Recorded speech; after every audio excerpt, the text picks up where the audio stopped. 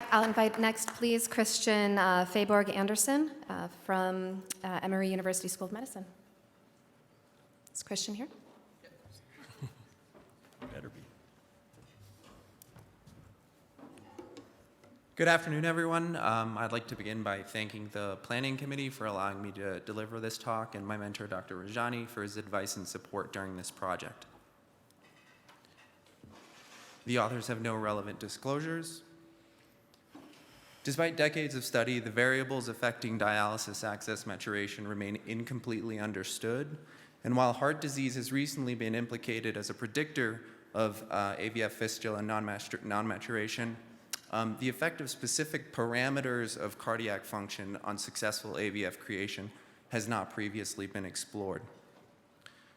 So the hypothesis of this study was that pre-existing cardiac disease, as identified on echocardiography, impacts AVF maturation in patients undergoing first-time dialysis access creation.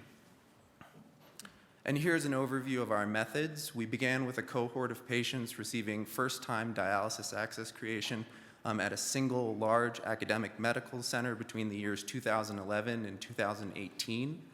And we narrowed in on those patients with an echocardiogram on file within 1 year prior to their date of surgery, many of which carried a high burden of disease. And our primary outcome measure was access maturation, defined as use of the access site for hemodialysis at 3, 6, and 12 months after surgery. Presented here are our exclusion criteria, which included prior access creation, less than 6 months of follow-up, patients without an echocardiogram within 1 year of surgery, access creation other than an AV fistula, for instance, an AV graft, as well as patients who were never started on hemodialysis after their access creation. 121 patients met inclusion criteria with a cumulative AVF maturation rate of 57% in this very select cohort with a significant burden of disease. And the demographic composition of our cohort is presented here. Patients were on average 54 years old with a slight predominance of males, most of whom were classified as ESRD. And again, this was a relatively sick cohort, so there was a high prevalence of hypertension, diabetes, congestive heart failure, and of note, 1 in 5 patients had a pre-existing diagnosis of coronary artery disease. In our cohort, slightly more than half of the patients had an upper extremity access site created with roughly equal distribution between the radial and brachial arteries as the arterial anastomosis, and the cephalic vein was most often the selection for the venous anastomosis. So on echocardiography, 15% of the cohort was noted to have mild systolic dysfunction, and 13% demonstrated greater than or equal to moderate systolic dysfunction, and the remaining 72% had no systolic dysfunction. With regard to diastolic dysfunction, there was roughly an equal distribution between stage 1A and B, stage 2 or greater, and no diastolic dysfunction shown on the right here. Presented here is a further description of the echocardiographic characteristics of the cohort, and what you'll notice is that evidence of valvular pathology, notably mitral and tricuspid regurgitation, as well as left atrial enlargement and left ventricular hypertrophy were rather frequently observed. By contrast, only 4% of the population had aortic stenosis. Now, if we focus in on those with and without systolic dysfunction, you'll see that unsurprisingly, a diagnosis of congestive heart failure, coronary artery disease, prior PCI were more common in those with evidence of systolic dysfunction on echocardiography. But notably, there wasn't any significant difference in access site location, vessel selection, preoperative vessel diameter in patients with and without systolic dysfunction. Presented here is our univariate analysis with respect to access maturation. And what you'll notice is that systolic dysfunction was associated with a 3-fold decrease in the likelihood of access maturation.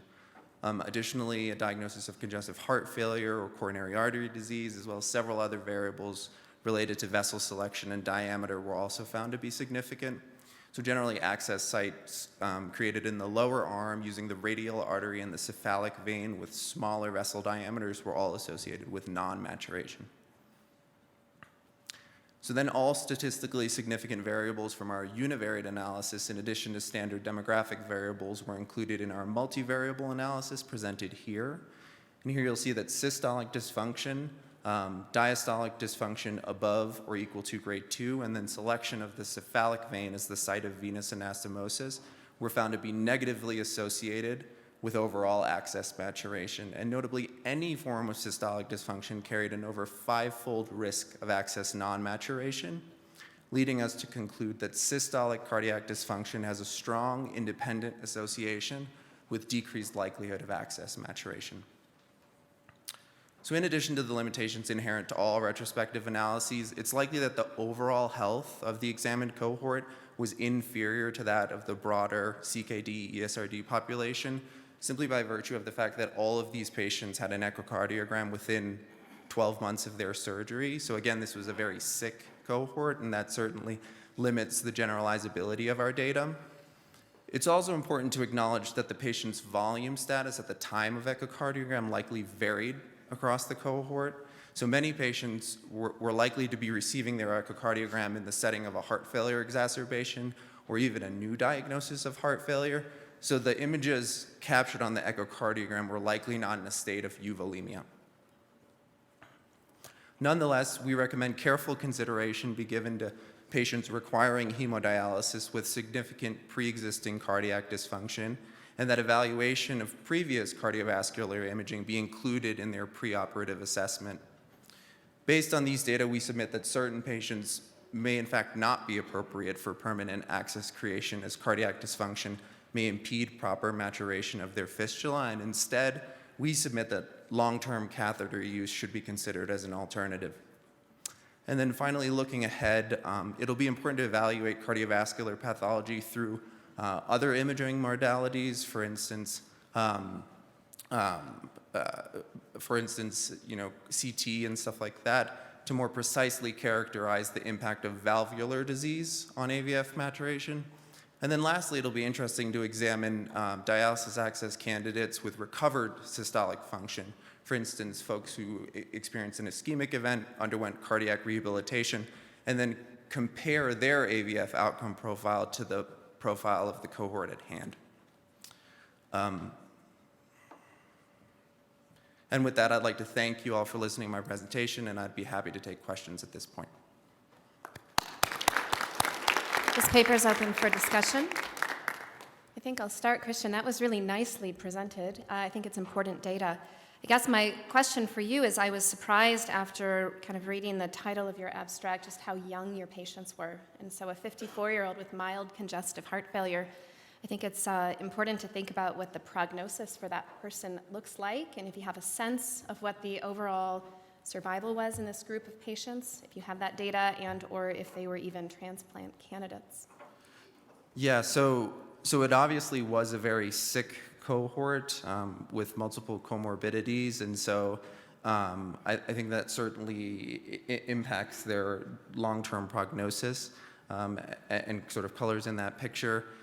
The data are taken from a large urban hospital, and so folks tend to carry a lot of those comorbidities and might get young sicker, and that might kind of be an answer to why the mean age was 54 of the cohort. Those are some thoughts. I think it's great. It's important data for discussions you have with your patients preoperatively and shared decision making. Yeah. I think, do we have another question? Sorry, 100% blind. Hey, Ravi Ramaswamy from Charleston, South Carolina. Maybe I missed this, but I guess I'm a little bit confused. What is the proposed physiology behind your findings?